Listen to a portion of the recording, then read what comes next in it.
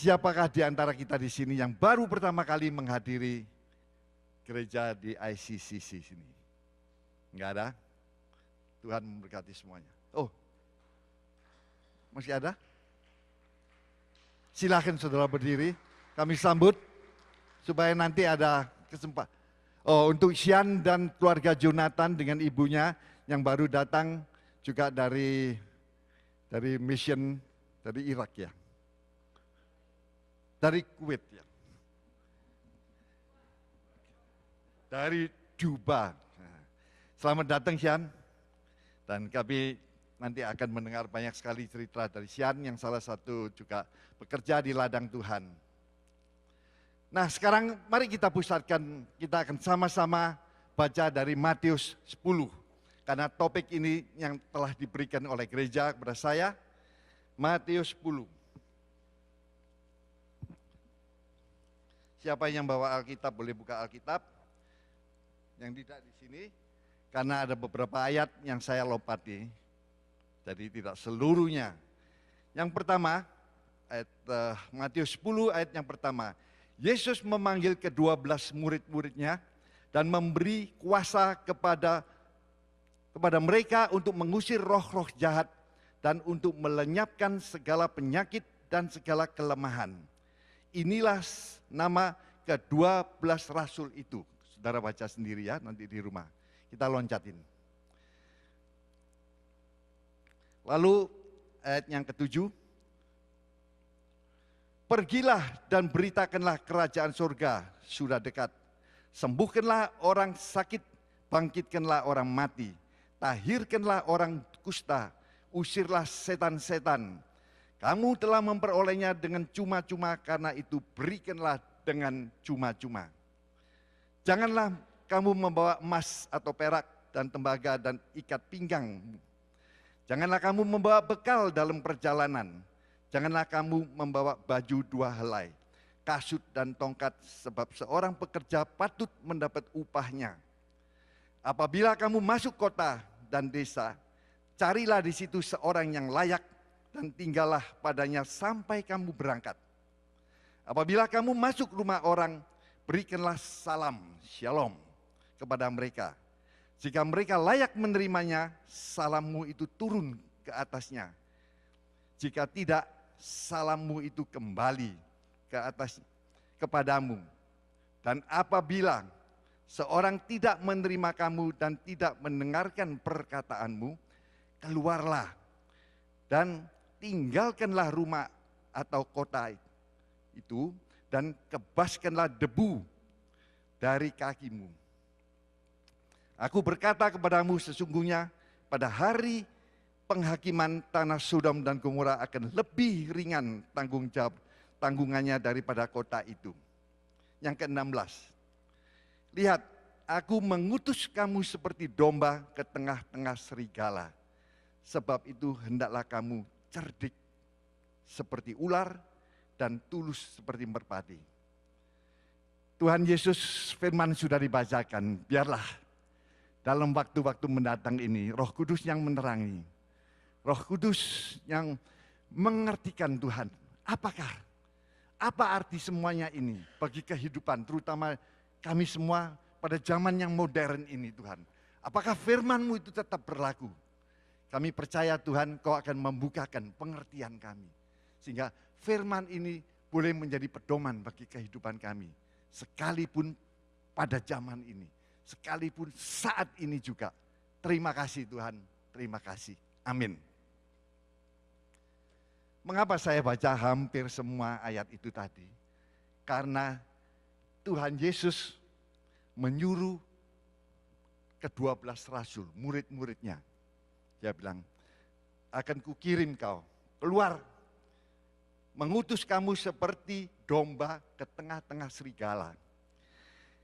Murid-muridnya sudah bertahun-tahun mendengar ajaran Tuhan Yesus, melihat apa yang Tuhan Yesus kerjakan. Jadi kalau kita bandingkan seperti sekarang ini, kita sudah dari minggu ke minggu, bulan, tahun, terus kita ini sudah mendengar banyak sekali pelajaran-pelajaran ini.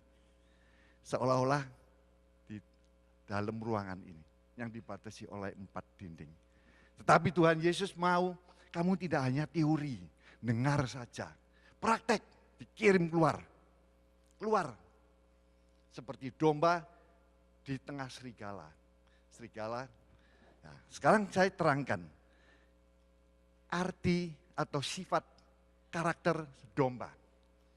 Domba karena sering dipakai dalam Alkitab sebagai gambaran, yaitu orang yang mengikut Tuhan. Jadi kita semua yang sudah pernah mengaku percaya di dalam hati kita menerima tawaran Tuhan, oh ya, siapa yang mengikut percaya padaku akan kuselamatkan. Dosanya sudah dihapuskan. Kita percaya, kita itu domba. Jadi domba tidak hanya terbatas pada rasul di sini atau murid-murid Tuhan. Semua orang yang percaya itu adalah domba. Karenanya domba itu tidak hanya terus di sekitar domba sini saja. Domba itu hidup di luar juga. Saudara kerja, saudara mungkin tidak kumpul sama orang-orang yang seiman, orang macam-macam. Ya. Jadi domba ini dikirim Tuhan, tapi sebelum dikirim sudah diwejangin. Karena domba ini tidak mempunyai sense of direction, gampang sekali diombang-ambingkan. Karenanya Tuhan ingatkan kembali lagi. Akan kukirim kau dengan kuasaku. Kau akan berbuat ini, menyembuhkan ini. Kau akan mengusir setan. Diingatkan kembali. Karena domba kalau menurut Tuhan, kalau menurut gembalanya, pasti dia disediakan. Jadi tadi jangan kamu membawa pakaian 2 helai, kasut, sepatu. Maksudnya itu apa, saudara? Kebutuhan hidup itu jangan khawatir. Tuhan akan supply. Tuhan akan menyediakan. Jadi yang penting, domba sudah dibekali semua. Sudah dibekali. Dan yang penting itu apa? Hendaklah engkau cerdik seperti ular. Dan tulus hatimu seperti merpati. Loh, ular itu biasanya kalau di Alkitab dipakai simbolnya apa, saudara? Setan ya. Waktu Adam and Eve digoda ular. Kita jangan lihat itunya. Lihat apanya. Mengapa dipakai cerdik seperti ular? Ular itu kalau ada sesuatu, kepalanya keluar dulu. Terus dia toleh-toleh, habis itu dia begini lagi. Dia itu cerdik sekali. Nah, kecerdikannya itu yang Tuhan mau supaya domba-domba juga mempunyai itu. Ya.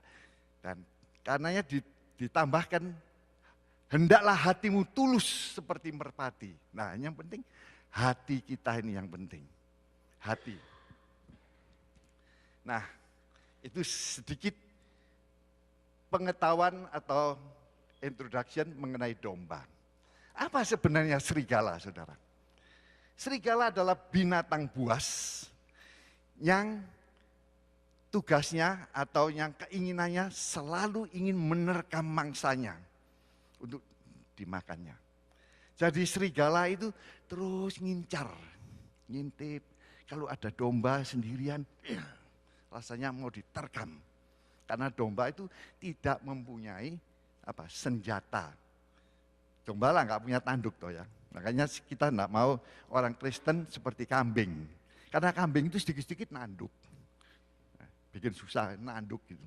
Cari-cari tanduk. Karena dia at least mempunyai senjata. Sekalipun senjatanya tidak seperti setir atau banteng. Tanduknya besar kuat. Tapi dia punya tanduk. Nah, domba tidak mempunyai senjata. Karenanya Tuhan bilang, hendaklah engkau cerdik. Dan tulus hatimu seperti merpati. Karena setiap saat terus diincar oleh serigala. Jadi serigala itu, kalau biasanya pengertian, kalau kita menerangkan begini, pengertian secara materi. Serigala, binatang buas, hanya menerkam binatang. Tetapi yang dimaksud sini serigala lebih dari itu, saudara. Apa? Segala sesuatu yang menentang kebenaran Tuhan, itulah serigala. Jadi serigala itu kira-kira menurut saudara di mana, saudara, serigala? Kalau saya boleh tanya, dari tubuh kita ini, kira-kira yang paling mau diserang, diincar oleh serigala, bagian apa, saudara? Tidak apa-apa, ini mumpung orang sendiri. Orang sendiri maksudnya apa? Nggak ada orang luar. Di luar atau orang luar. Ini orang sendiri. Saudara ngomong salah nggak apa-apa. Kira-kira di mana, saudara? Ada yang tadi begini-begini apa? Di mana? Di hati ya. Di mana lagi?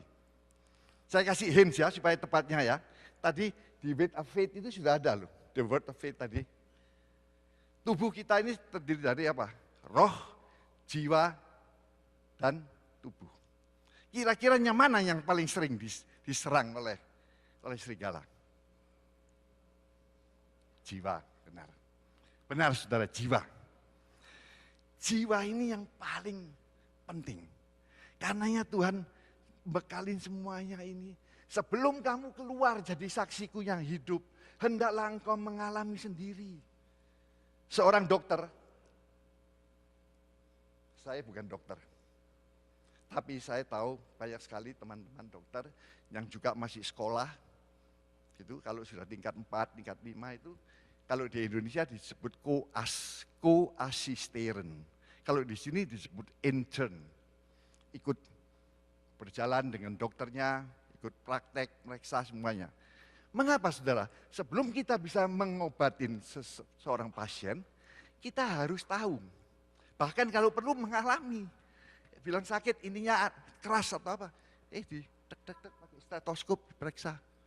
Jadi semua sebelum kita bisa membagikan keluar, hendaklah kita mengetahui atau mengalami. Itu yang paling bagus. Demikianlah jiwa ini penting sekali. Karena di dalam jiwa ini pusatnya apa saudara? Kemauan. Kemauan manusia. Lalu emosi. Coba saudara bayangkan emosi. Saudara nggak pernah emosi ya Pak? Mungkin bagaimana? Pikiran-pikiran kita, intelek kita ini. Semua itu di jiwa. Nah, sekarang kalau saya tanya, pikiran manusia itu di mana saudara? Di sini atau di mana? Kalau saya bilang begini, oh ini terlalu banyak mikir ini. Jadi kebanyakan dari kita anggapnya pikiran itu di mana? Di kepala. Benar apa enggak? Padahal ini kalau saudara bukan orang Jawa, ya saya terangkan sedikit saja.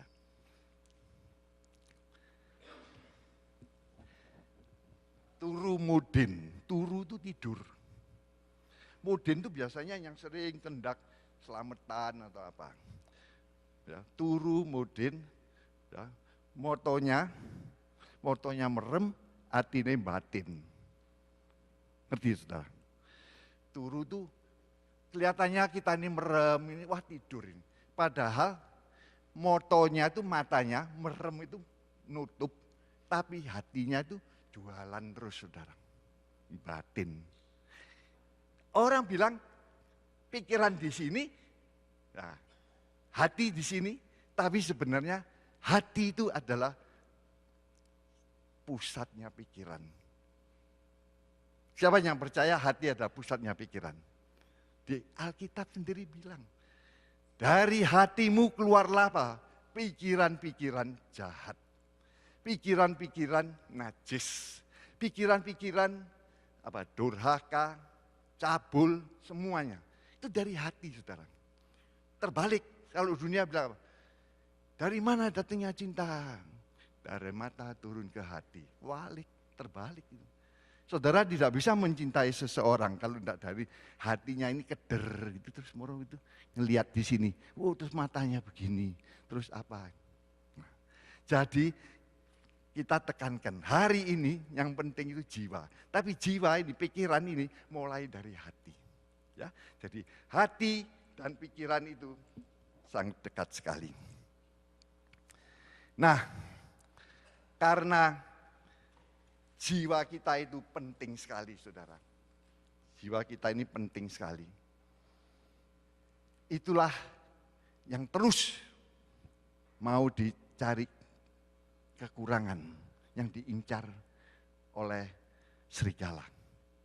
Ini sebelum saudara keluar.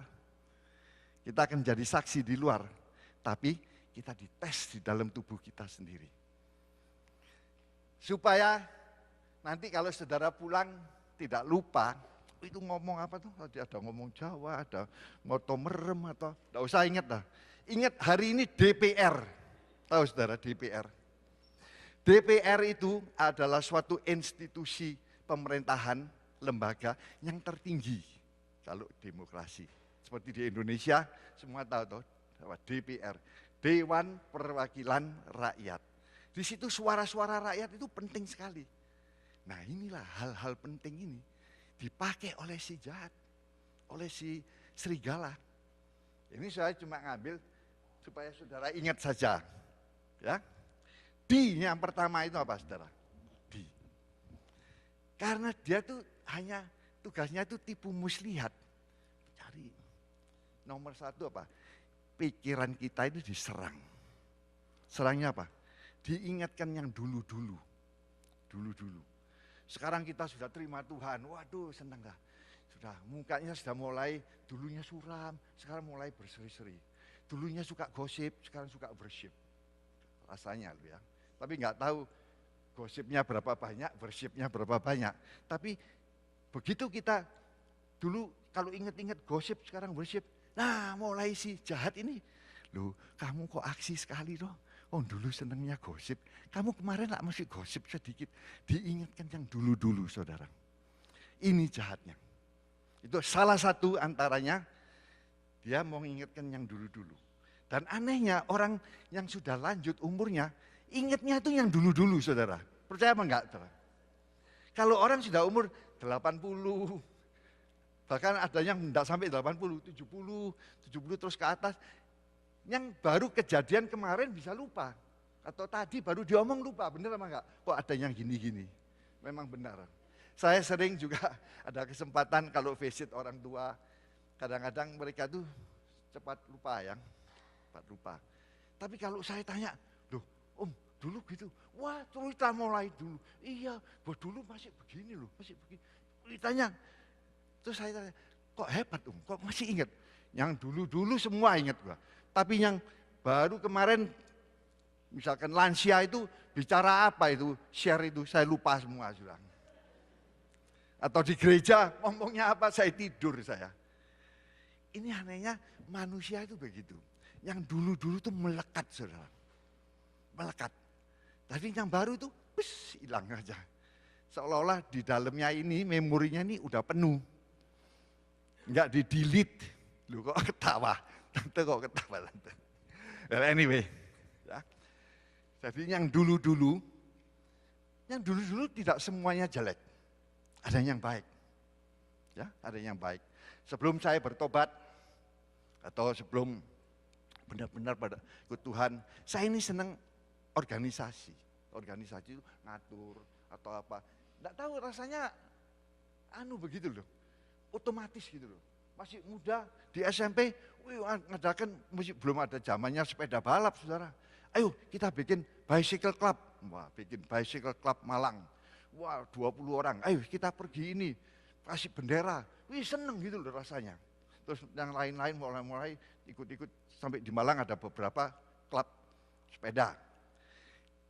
Nah, terus setelah bertobat saya pikir ini bisa dipakai apa enggak ya? Bakat-bakat yang Tuhan berikan. Justrunya bisa. Kalau dulu memang saya itu, waduh mau begini. Kalau sudah begini, gini loh, enggak bisa berubah. Sekarang lebih lain. Setelah kita bertobat, yang dulu-dulu, yang baik itu tetap dipakai oleh Tuhan. Dihaluskan, dipakai untuk mengatur misalkan pelayanan atau apa.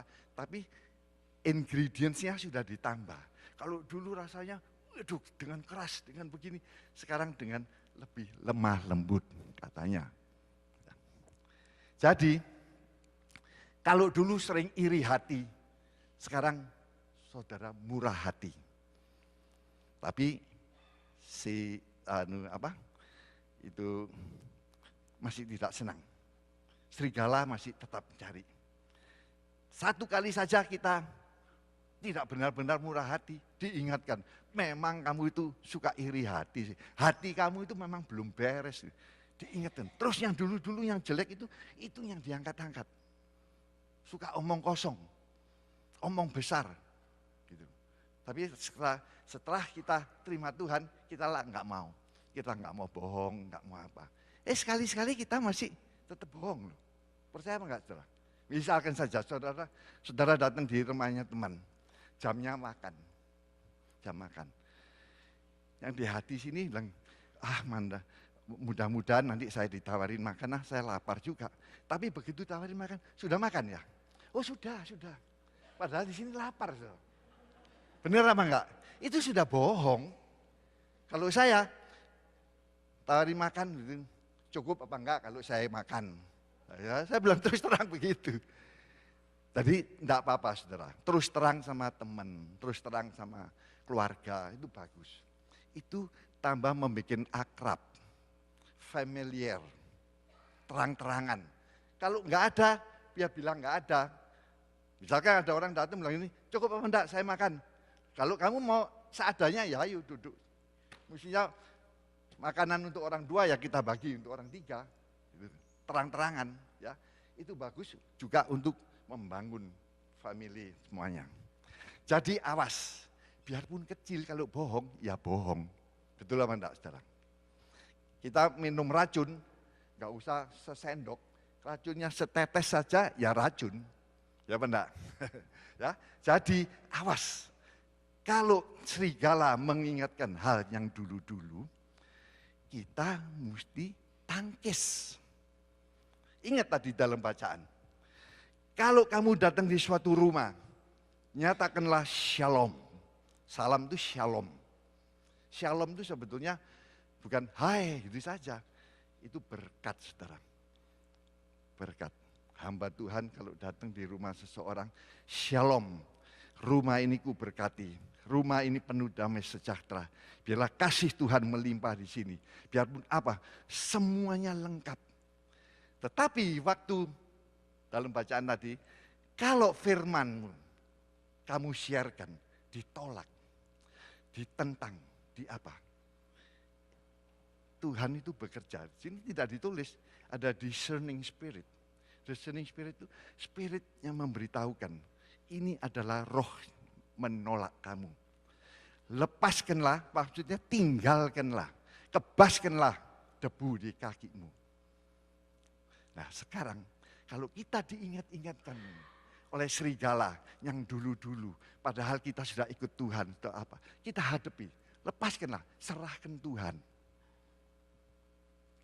Ini saya iseng, ya, karena semua yang melekat itu tadinya mulai melekatnya itu di hati terus pikiran. Nah ini saya contohnya saja. Ini ada hati saudara. Nah, ya, ada hati. Hatinya ini penuh dengan titik-titik ini apa? Ada jealousy, ada yang sakit hati, ada yang apa begitu. Setiap kali serigala kalau mengingatkan hal-hal ini, saudara bilang, oh itu sudah bebas. Aku sudah, ini kan. Ini bukan sulapan ya saudara ya. Kalau enggak bisa pergi ini diselentik aja dicabut. Anyway. Ini sedikit gambaran apa? Kalau kita terus diserang serigala, mulai dari hati kita, terus ke pikiran kita, kebaskanlah. Maksudnya itu serahkanlah pada Tuhan. Tugasmu sudah selesai. Kita tidak bisa menjadi seorang itu Kristen. Ada orang lupa. Dikira suaranya sudah keras. Kalau di chapel itu tidak besar suara ini. Well anyway, kalau kita terus diingat-ingatkan oleh si jahat tadi kalau gampangnya itu gampangnya apa? Setan lah sudah gitu aja ya gampangnya. Padahal itu roh-roh, pikiran-pikiran teman saudara juga bisa sebagai serigala saudara. Ya. Anyway, begitu. Kalau terus itu datang, kebaskanlah itu, serahkan Tuhan, saya serahkan padamu. Karena Tuhan bilang, kamu tidak perlu striving. Wah saya mesti nginjilin teman saya ini. Dia mesti kembali atau dia mesti jadi terima Tuhan. Tidak usah saudara. saudara hanya sebagai penyalur. Saudara hanya sebagai saksi akan kebaikan dan apa yang telah dikerjakan oleh Tuhan. Jadi tidak ada seorang pun yang bisa menjadikan seorang itu Kristen. Atau di firman dikatakan, tidak ada seorang pun yang bisa menyebut Yesus kecuali roh Yesus yang ada di dalamnya. Jadi yang penting kita sebagai domba, sebagai saksi yang hidup itu, perbuatan kita, inilah yang bisa mengubah seseorang. Perkataan kita. Kalau kita dulu sering janji, sering meleset, bahkan sering lupa, bahkan terlalu mudah lah janji saja, nggak ditepati, nggak apa-apalah. Bayar saudara, kalau janji makan nggak apa-apa, kalau janji utang nggak bayar saudara. Anyway, itu tadi sedikit gambaran mengenai kebaskanlah ya. Jadi kita terus ingat akan kebaikan Tuhan. P yang pertama tadi yaitu DPR, D yang lama-lama. Yang lama-lama.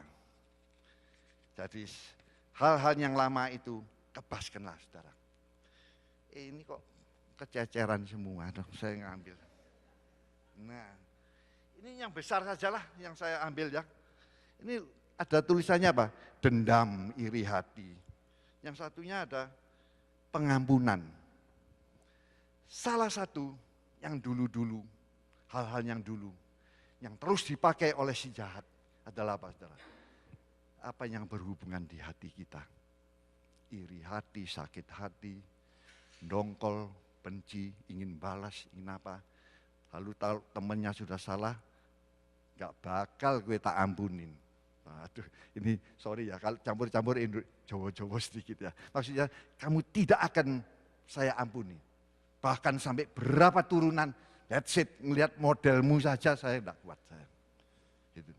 Padahal pengampunan itu Tuhan ini yang mau terangkan, jelaskan, itu yang paling penting saudara.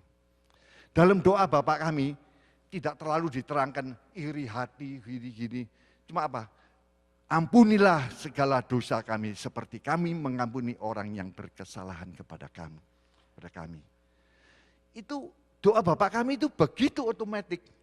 Seperti apa saudara? Seperti itu loh. Senjata yang otomatis ngomongnya mau enak sekali saudara. Tapi kita tidak merasakan apa. Dan memang saya pelajari, saya rasakan, saya juga pernah ngalami, saya praktekkan. Tadinya mengampuni itu susah, karena apa? Kok enak, kamu yang salah, kok gua minta ampun. Gua lah lebih tua daripada kamu, misalkan. Ya. Padahal mengampuni itu bukan untuk lawan kita, untuk kebaikan kita. Saya pikirin lagi, kok bisa gitu ya? Diberikan gambaran. Hati, ini tadi hati, ini namanya overflakes itu dari hanya datar. Sebetulnya hati ini, dalamnya ini sesuatu yang bulat atau sesuatu yang ada tempatnya, volume ya, jadi ada isinya. Kalau saya misalkan ini bundar, ini sajalah, ini hati. Kalau kita menyimpan dendam, sakit hati, tidak mau mengampuni, itu kira-kira 70% dari bunderan ini ditempatin hal itu, saudara. Jadi, tempat yang mestinya diisi dengan gembira, sukacita, damai sejahtera, menikmati hidup semuanya, enggak ada tempatnya. Karena sudah dipakai oleh itu. Karenanya Tuhan bilang, kebaskanlah, lepaskanlah semuanya itu, serahkan padaku. Karena pengampunan ini dengan kekuatan kita sendiri tidak bisa, saudara. Tapi hanya dengan kuasa Tuhan. Kalau pengampunan itu sudah dilepaskan, saudara, hati kita ini plong, leganya enggak karuan. Siapa yang pernah merasa? Belum? Kalau belum, coba kalau saudara mengalami hal itu. Luar biasa. Saya sudah banyak sekali mendengar orang yang tadinya tidak mau ngampunin, tapi setelah itu dia melakukan pengampunan luar biasa. Dan saya sendiri, saya pikir percuma kalau bisa ngomong di sini saja, kalau kamu nggak bisa ngampuni. Jadi saya minta memangnya, Tuhan, kalau ada sesuatu yang saya harus alami, beri saya kekuatan. Antaranya saya pernah mengalami hal ini. Saya tidak salah, saya disalah-salahkan di apa. Itu pada waktu permulaan gereja ini baru mulai. Waktu itu wah mau diangkat salah satu jadi pemimpin di sini. Terus saya pikir jadi pemimpin kalau nggak bisa ngampunin lah percuma gitu. Saya berdoa, saya minta luar biasa saudara. Orang yang tadinya wah slender semuanya. Rasanya saya kalau datang sudah terbayang nanti kalau pintunya digeblak begini malu saya begini. Setelah saya datengin saya dibuka pintu dengan baik, suruh masuk, disuruh makan, saudara. Luar biasa. Setelah itu lepas. Sampai sekarang orangnya itu jadi baik. Jadi ini bukan omong kosong. Saudara kalau tetap masih mengalami, mempunyai sesuatu yang memenuhi di hati saudara itu, sebagian besar itu. Lepaskanlah dan mintalah pertolongan Tuhan. Karena pengampunan memang tidak gampang. Ini suatu proses. Prosesnya kapan mulai? Hari ini. Waktu saudara mendengar, Tuhan saya mau dengan pertolonganmu. Apa yang saya harus kerjakan? Nah, selanjutnya saya serahkan. Kalau ada antara kita di sini yang masih mengalami kesel, dendam, sakit hati, tidak bisa ngampuni, mintalah, bertindaklah. Yang nomor 2, DP. Nah, P. Sekarang P. P ini apa saudara? Pura-pura. Kalau ngomong pura-pura, kita ingatnya apa? Pura-pura dalam, belum ditanya sudah tahu. Itu pura-pura itu memang bisa dua. Kita yang pura-pura, atau orang luar yang accuse kita, kamu itu pura-pura. Kamu sekarang sudah Kristen ya, waduh sok kamu sembayangnya 24 jam. Waduh begini, kalau baca Bible-nya terus begini, kamu pura-pura saja. Nah, itu serangan dari luar. Semua tahu mengenai cerita David and Goliath. David Goliath. David itu adalah anak yang paling muda, bungsu dari Isai. Dia itu gembala domba. Pada suatu ketika, papanya bilang, Daud, besok kamu antar roti ya, pergi ke kakakmu di lembah Terbenten. Di situ sekarang Israel sama Filistin lagi perang. Oh iya pak, ya bapak. Terus dia cari part-timer yang jaga domba-dombanya. Tidak bisa dia ninggalkan gitu saja. Sudah dipersiapkan semua, pagi-pagi dia berangkat. Sekarang sampai di lembah pertempuran. Sampai di lembah pertempuran, barisan-barisan Israel sama barisan Filistin itu sama-sama keluar. Dia dengar ada suatu orang yang menghina, mana Allah Israel yang hidup, kamu barisan yang takut. Karena Goliath itu gede, saudara, luar biasa. Nah David ini seperti anak gitu. Dia habis mengantarkan rotinya diserahkan kepada pemimpinnya, jadi tidak dikasihkan sama kakaknya sendiri, saudara. Mesti ada bagian logistiknya, jadi diserahkan. Dia tanya terus, dia bilang, saya sama pinggirnya itu orang yang lainnya, siapa itu? Orang-orang yang kok menghina Allah kita. Kakaknya di pinggirnya situ, namanya Eliab. Ada apa kamu datang? Siapa yang jaga domba kamu? Enggak terima kasih, dibawakan roti, apa begitu. Tahu-tahu kamu pura-pura ya nganter roti. Kamu datang sini nih ingin tahu ya caranya orang perang itu bagaimana. Nah, ini suatu pelajaran bagi kita. Seseorang, Eliab itu engkonya, dia tidak tanya, bagaimana? Langsung di-accuse, siapa yang jaga domba kamu? Padahal dia sudah cari seorang part-timer yang jaga dombanya. Ini berarti apa saudara? Ini mau mencari kesalahan. Karena di dalam hatinya ada sesuatu. Dia yang iri hati. Apa iri hatinya? Saya tahu sifat kamu yang pemberani. Nah, dia sudah tahu. Karena si David ini, dia pernah membunuh beruang sama singa waktu menerkam domba. Domba diterkam, dikejar, pegang, dombanya dilepaskan. Seorang pemberani toh. So far sekarang saya belum pernah dengar ada orang yang menyobek mulutnya itu singa. Kecuali pakai tembak sekarang. Sekarang lah banyak hunting katanya. Nah sudah tidak boleh terus. Minggu lalu kita lucu, kita kalau saya grup itu lucu, guyon-guyon, tapi sudah tidak perlu diomong di sini lah. Sering orang nembak itu nggak dapat celeng, tapi dapat celeng lain, saudara, macam-macam. Ya, anyway, itu guyon-guyon bilang, iya, kamu nggak tahu ya, kalau suamimu nembak itu kadang-kadang bukan celeng yang didapat, apa celeng apa? Celeng konde katanya. Loh, saya mulai bingung juga, loh, ke celeng kok adanya kondean? Tapi ini sudah tidak usah diterus-terusin, saudara. Cuma saya bilang, awas, ya. Kalau itu benar-benar waktu itu David membunuh itu, kakaknya itu tahu. Karena dia jealous. Anaknya kecil, paling muda, pernah membunuh singa dan beruang. Datang di sini tanya-tanya, siapa orang itu? Kurang ajar. Nggak tahu dianya sendiri takut menghadapi Goliat. Kamu ini belum tahu ya kalau dia marah-marah itu, ayo keluar maju, ayo satu persatu perang. Semua takut semua. Nah, tapi apakah David menyerah, saudara? Dia ngomong begitu. Apa dilayani? Kakaknya dijawab, oh yang jaga kambing saya sudah kok si A itu, saya minta part time berapa jam atau apa, enggak ada, saudara. Dia diemin aja, terus saja. Sampai akhirnya orang-orang di situ menyampaikan kepada raja. Nah, untuk menyingkatnya, saudara baca sendiri. Bagi saudara yang belum pernah membaca 1 Samuel 17 mengenai David and Goliath, itu banyak pelajaran yang bisa kita ambil. Saudara baca sendiri. Ini lebih menarik daripada cerita silat, saudara. Lebih menarik daripada video-video apa saja. Baca, saudara. Ya.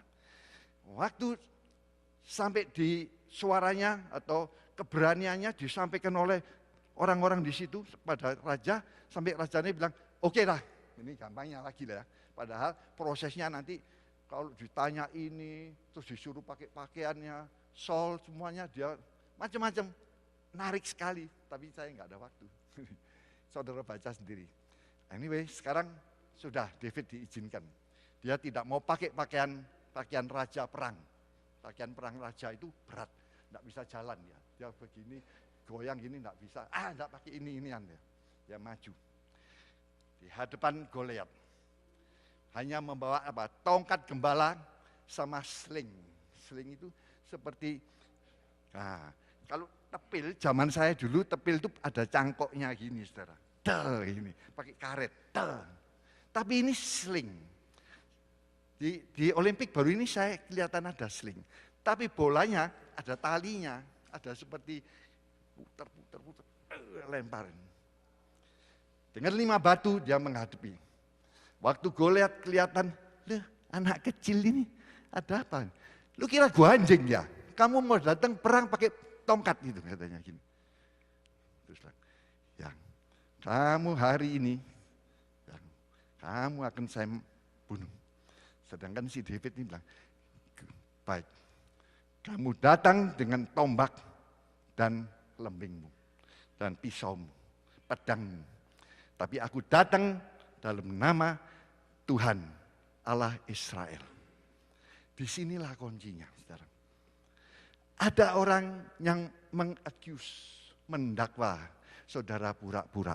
Jalan terus, saudara. Kebaskanlah.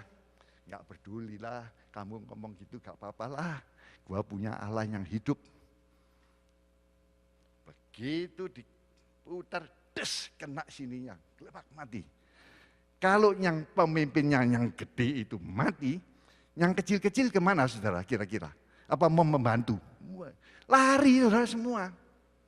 Demikian juga, kalau kita didakwa oleh si jahat, baik itu serigala, setan, atau pikiran-pikiran kita, jangan lari, jangan menyerah, hadapi. tapi hadapi dengan Dia. Karena Dia yang penuh kuasa. Dia bisa melakukan apa saja. Saya pikir-pikir, hanya pakai batu begini kok bisa tepat jadi sini. Itu bukan karena orang bilang sharpshooter. Waduh, tembak kena titis. Itu karena Tuhan. Tuhan kalau biarpun pakai apa saja, kalau mau matiin itu mati, saudara. Ya, raksasa kita yang kita hadapi, apapun juga, hadapi dengan Dia. Hadapi dengan Allah kita. Pasti Tuhan ada caranya sendiri.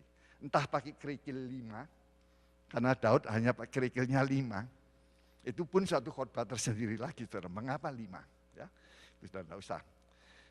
Saudara bisa diberi senjata apapun juga oleh Tuhan. Oleh Tuhan. Tetapi yang penting dalam hatimu adalah berserahlah. Bersandarlah pada Tuhan. Karena semuanya itu mungkin. Everything is possible. Jadi kalau saudara ragu-ragu, saudara dicap pura-pura, jalan terus, jangan mau menyerah, serahkan pada Tuhan. Yang terakhir saudara, DPR, itu yang dulu-dulu di-accuse pura-pura, sekarang ragu-ragu. Ragu-ragu itu apa saudara? Orang bisa skeptical. Tadinya percaya sesuatu, lalu sekarang karena kejadian apa, dia dikecewakan, apalagi kalau di dalam gereja sini. Paling gampang apa? Kalau kita dikecewakan, lalu kita ini menjadi ragu-ragu. Nah, kalau sudah ragu-ragu itu apati. Apati itu sudah tidak simpati lagi, tidak ada semangat lagi. Semuanya asar-asenah loyo, percuma. Janji Tuhan tidak pernah kualami. Kita berdoa-doa, Tuhan minta kesembuhan, minta apa begini. Sudah berpuluh-puluh tahun, doa apa? Tidak ada hasilnya. Tuhan doakan si A, si B, kok enggak ada. Semuanya itu kok rasanya enggak ada resultnya. Padahal apa? Saudara kalau ingat, ku mau cinta Yesus selamanya. Sekalipun badai silih berganti. Sekalipun Goliat di depanku. Sekalipun persoalan pekerjaanku sekarang ini susah. Anak-anak juga susah dibimbing, dididik. Ini sekarang ini. Mau ngomong sesuatu di kantor, disalah-ngartikan. Mau ngomong yang sebenarnya, udah disebarkan. Bahkan bisnis akan ditutup dan semuanya. Susah, saudara. Keadaan ini susah. Tetapi peganglah. Sekalipun gelombang silih berganti. Gelombang itu ada naik, terus ada yang turun, naik lagi. Ku tetap cinta Yesus selamanya. Jadi cinta itu salah satu anchor yang menyebabkan kita mempunyai passion. Kalau cinta kita sudah hilang, sudah semuanya lemes saudara. Coba saudara, kalau cinta saudara terhadap suami atau istri terhadap suami mulai turun. Mau makan, ngambil sendiri. Kalau dulu, mau makan apa kak? Disediakan. Apalagi kalau kemantennya masih baru. Waduh. Apalagi honeymoon. Senang sekali. Tapi kalau makin lama, makin luntur. Sudah cari sendiri di lemari sana loh. Masa nggak tahu? Gitu, ya. Karena apa? Passion kasihnya itu sudah nggak ada lagi. Kita tidak mau korban. Kita tidak mau go extra mile lagi. That's it, sudah. Awas, jangan sampai kita ragu-ragu. Karena ragu-ragu itu menyebabkan kita fatal. Pernah saudara dalam lewat di highway, waktu saudara mau exit, keluar, saudara bingung. Loh ini terus apa ini? Tanya sama pinggirnya atau belakangnya. Loh nanti begini. Akhirnya apa saudara? Bisa saudara tubruk atau untungnya kalau di persimpangan itu, situnya sekarang pakai bukan tiang konkret. Dikasih pasir sekarang. Jadi kalau saudara nubruk enggak sampai fatal. Jadi ini my advice, anjuran saya. Kalau sudah salah terlanjur, baiklah decide keluar atau terus. Putar ya putar, sudah korban waktu. Jadi kalau kita menghadapi sesuatu dalam hidup ini salah, sudah berhenti, minta ampun. Tuhan saya mau mulai baru lagi. Tuhan itu luar biasa, saudara. Allah yang penuh tidak hanya only the second chance, but so many chances. Maksudnya kesempatan banyak yang diberikan. Pengampunan dia itu tidak terbatas. Ya. Ragu-ragu. Ragu-ragu itu bahaya sekali, bisa fatal. Kalau saudara pernah baca di Alkitab, kolam Bethesda. Nanti kalau saudara mungkin pernah pergi ke Israel atau akan ke Israel, pasti saudara akan dibawa ke tempat kolam Bethesda. Kolam Bethesda itu saya kiranya itu besar, padahal tidak terlalu besar. Tapi di atasnya itu ada serambi-serambi. Nah, ini zaman waktu itu, orang-orang banyak yang sakit lumpuh, timpang, sakit apa saja. Tapi pada suatu ketika, siapa waktu air digoyangkan oleh malaikat, siapa yang menceburkan diri, terjun di dalam kolam, yang pertama itu sembuh.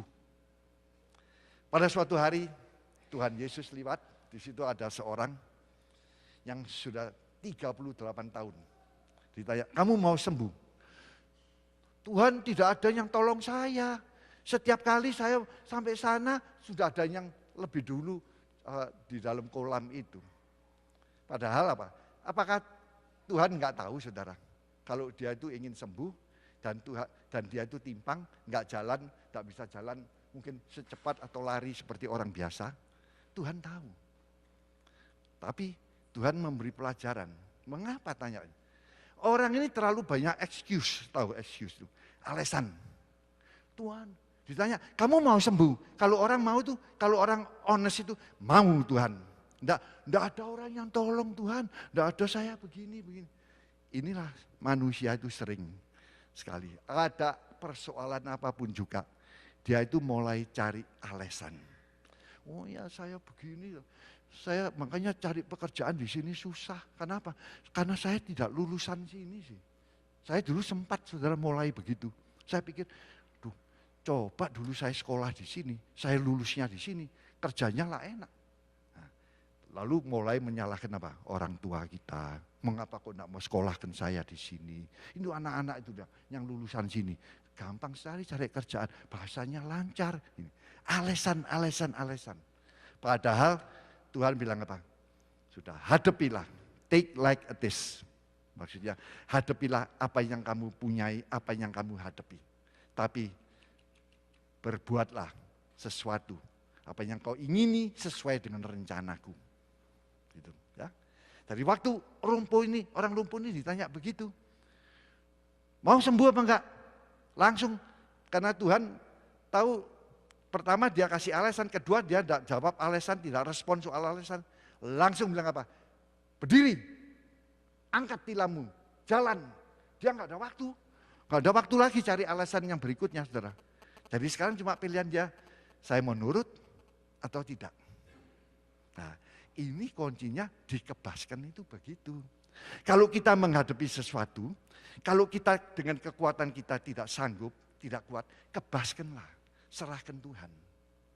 Jadi pada orang lumpuh ini waktu setelah alasan pertama diberikan pada Tuhan, Tuhan tidak respons. Tapi langsung Tuhan berdirilah. Jadi dia mesti make decision.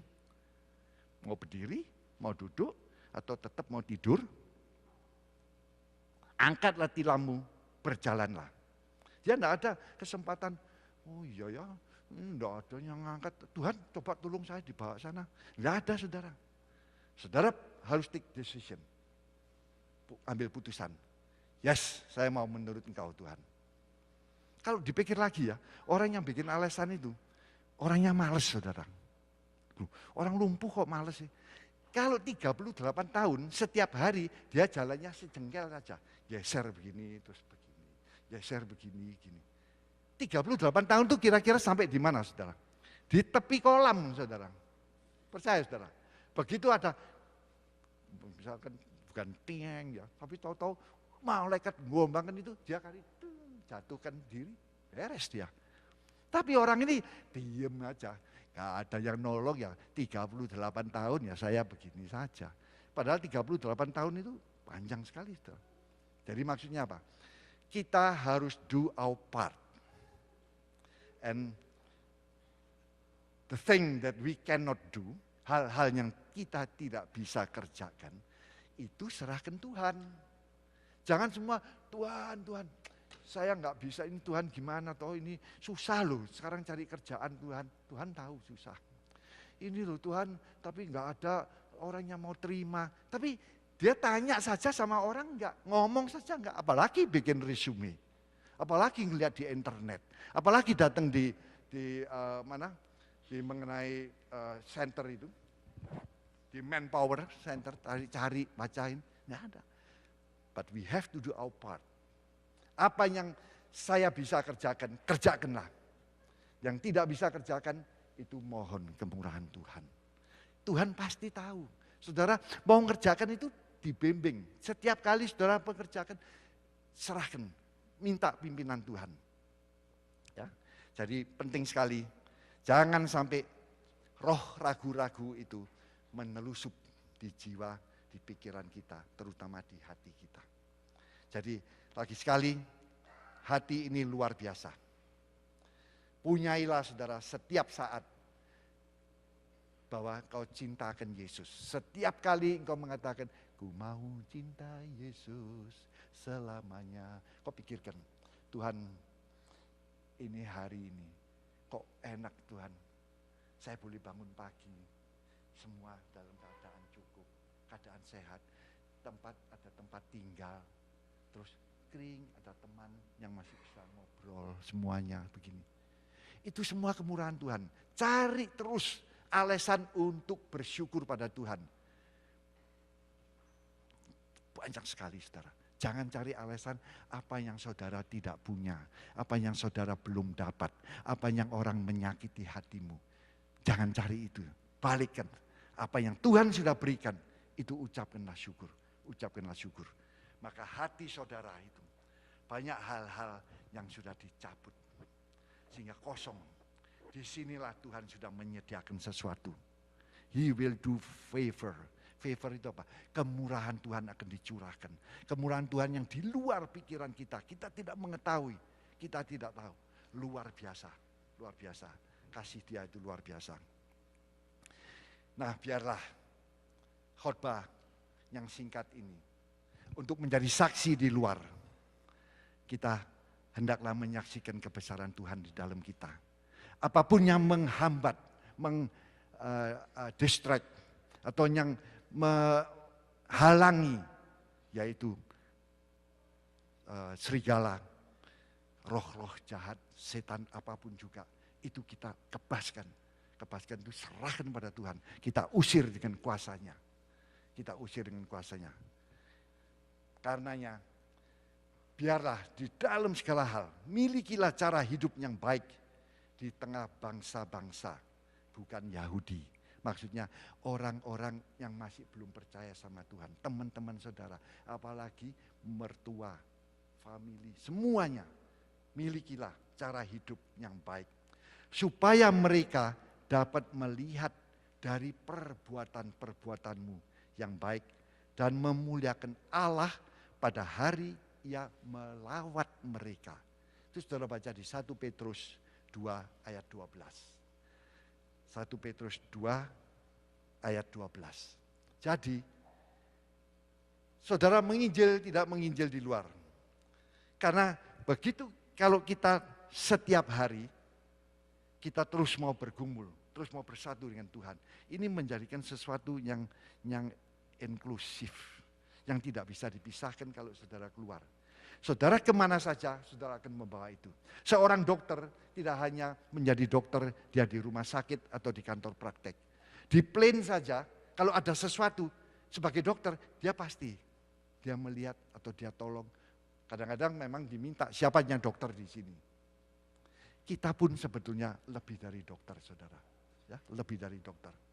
Kita lebih dari dokter, luar biasa. Ada suatu cerita begini. Suatu ketika ada suatu teman yang sudah lama tidak berhubungan dengan saya. Kadang satu hari dia telepon, dia nangis-nangis. Wah, saya pikir kenapa ini? Apa ini mau dicerai oleh suaminya atau apa? Karena sudah lama nggak telepon. Terus dia cerita soal anaknya. Anaknya itu lagi putus hubungan dengan pacarnya. Saudara tahu toh, orang muda kalau putus pacar, waduh matanya gelap nak karuan. Hati-hati anak-anak muda ya, jangan sampai begitu. Anak-anak muda yang di dalam Yesus Kristus kalau pacaran itu matanya tidak gelap, mesti terang. Tindakannya mesti terang, semuanya terang.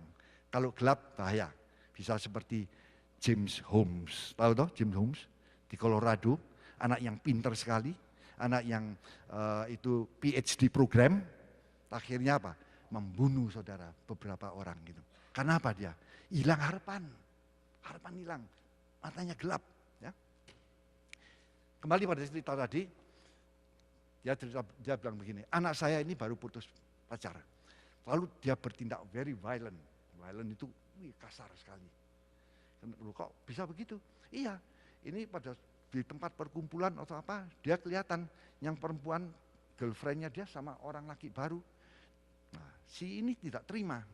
Karena kalau saudara putus pacar, itu kira-kira yang di dalam hatinya itu apa saudara? Pikiran-pikiran untuk membalas, untuk berbuat jahat, untuk apa? Keluar semua. Mobilnya, tayarnya tidak hanya dikemposi pentilnya, saudara. Diambil pisau, diseset begini. Nah, ini mulai violent, mamanya khawatir. Kalau anak ini begini, nanti bisa membunuh ini. Terus dia telepon, dia minta tolong, bilang gini, ya sudahlah, tolong kalau bisa kamu handle anak ini, gini-gini. Saya tidak peduli dia masuk gereja apa, gereja kamu boleh, gereja. Saya tidak urusan gereja. Saya yang pikir, ini anak ini dulu memang saya tahu. Tapi ngomongnya apa? Kalau kamu ketemu anak saya ini, kamu tidak boleh bicara soal girlfriendnya, tidak boleh bicara soal Tuhan. Terus saya bilang, bicara soal apa saya? Gitu. Gak boleh bicara soal girlfriend, tidak boleh bicara soal Tuhan. Saya bicara apa? Ya enggak tahu, gini-gini. Terus, sudah kalau kamu memang mau serahkan saya mohon pimpinan Tuhan. Carinya ketemu itu susah. Tapi pada suatu ketika, setelah 1-2 minggu, saya ditemukan. Saya ditemukan karena ditelepon anaknya di rumah malam, kira-kira mulai 9:30, saya ditelepon. Kamu datang, ini anaknya di sini sekarang. Udah, saya berangkat sendiri, istri saya di rumah, saya bilang, kamu doa. Saya sambil nyetir, pergi ke rumahnya, saya bilang, Tuhan saya nggak tahu saya ngomong apa, Engkau yang tolong. Udah, sampai di sana, saya cuma tanya, mana anaknya? Di atas, saya naik ke atas. Saya naik ke atas, dia lagi tiduran, pakai celana pendek. Saya masih ingat namanya, saya sapa begini, terus dia rasanya bingung tuh, pakai celana pendek ya, panas itu ya. Saya tunggu, terus dia pakai celana yang agak kena gitu ya, celana pendek yang benar, keluar. Saya nggak bisa ngomong apa-apa, cuma saya rangkul gitu aja. Kenapa toh, kenapa? Enggak apa-apa enggak apa-apa Terus saya bilang, iya dalam hidup itu biasa, persoalan itu ada saja. Ya tapi ya kita hadapi gini. Baru ngomong-ngomong saya enggak terlalu lama lah ngomong macam-macam. Saya bilang, saya ini dulu teman sekolah papa kamu, gini-gini. Waktu kamu datang dari Kanada itu dulu saya juga ikut jemput loh, karena papanya lah teman saya, gini-gini. Anyway, 10 menit begitu, tahu-tahu dipanggil turun oleh ya itu, tadi yang telepon saya itu, maminya dia. Ini ada pisang goreng. Saya tahu, hati saya, ini share belum kelar pisang goreng kan. Ditawari pisang goreng. Ini rasanya menyetop, tapi saya turun. Setelah turun ngomong-ngomong begini-gini, tahu-tahu papanya nyelentuk sesuatu. Saya ingat loh, Hans dulu kamu kasih satu ayat bahwa telepon sorga itu. Dia ingat ayat-ayat lagi. Anak ini lari pergi atas. Saya pikir ini lagi. Wah kok rasanya banyak sandetan begitu ya, banyak halangan itu. Ini belum sudah cerita soal ayat. Ini sekarang anaknya lari. Tapi saya bilang, serahkan aja lah Tuhan, enggak tahu ini gimana. Sebentar lagi anaknya turun bawa Bible. Wah kesempatan ini. Saya masuk enggak bawa Bible saudara. Sebab kalau saya masuk bawa Bible, takut dia. Pikirnya saya mau dianuin apa. Kesempatan saya bilang, saya pinjam Bible-nya. Mulai saya pelan-pelan. 5 menit itu saya tunjukin hal-hal yang penting. Gitu. Sudah kita beres. Sudah makan. Ayo kita berdoa. Biasanya kalau makan nasi toh berdoa. Makan pisang goreng, saudara pernah berdoa? Nggak ada loh. Saya ambil kesempatan ini. Pisang goreng, nggak pisang goreng, ayo kita berdoa. Saya bersyukur Tuhan begini. Itu nginjil ya. Injil masuk gitu. Kira-kira berapa menit. Setelah itu, nah ini ada lus. Lus itu icebreaker. Kalau ada ice itu melomer. Mulai dia bisa mulai percaya sedikit. Oh ini ya pokoknya nggak ngawur lah ngomongnya itu. Mulai ada. Sudah, coba saya iseng-iseng saja. Nanti kalau Sabtu kamu kerjanya apa? Saya ini kalau Sabtu nganggur habis nganterin tante karena tante itu kerja kalau Sabtu. Siang saya baru jemput dia sore. Saya paginya nganggur. Ayo makan bubur sama Nah, saya ajak makan bubur ayam. Bubur itu apa saudara? Mengapa saya senang masak kalau mau sharing makan bubur? Bubur itu panas saudara. Orang kalau makan nggak bisa cepet. Makan. Jadi sambil makan sambil ngomong saudara. Enak toh. Situ kepanasan toh. Tunggu sampai dingin baru makan. Jadi lama waktunya, cukup lama. Di situ saya cerita macam-macam. Ya, itu singkatnya itu begitu. Awas jangan sampai hati saudara di dalam sini ini ditempati oleh hal-hal jengkel, pembalasan, pokoknya jealousy semuanya. Ya, serahkan hari ini, kebaskanlah, serahkan pada Dia, karena Dia adalah sumber segala-galanya. Mari kita berdoa. Tuhan Yesus, terima kasih. Biarpun khotbah singkat mengenai domba dan serigala, biarlah kami boleh menjadi domba-Mu yang mau menurut Engkau. Karena kami percaya domba yang menurut pasti Tuhan sudah sediakan, yaitu di rumput padang yang hijau, di air yang segar dan tenang Tuhan. Kami tidak usah khawatir, tidak usah takut akan mara bahaya, karena Engkau selalu menjaga kami semua anak-anak-Mu. Tolong Bapak, hari ini juga bagi domba-domba yang mengalami hal-hal semuanya itu, tolong Kau yang angkat. Bagi mereka yang masih belum mau menjadi domba Tuhan, supaya Kau bukakan hatinya, supaya melihat kasih karunia-Mu yang luar biasa. Terima kasih Bapak, terima kasih. Tuhan memberkati, Tuhan memberkati kami semua. Dalam nama Tuhan kami Yesus Kristus kami sudah berdoa. Amin.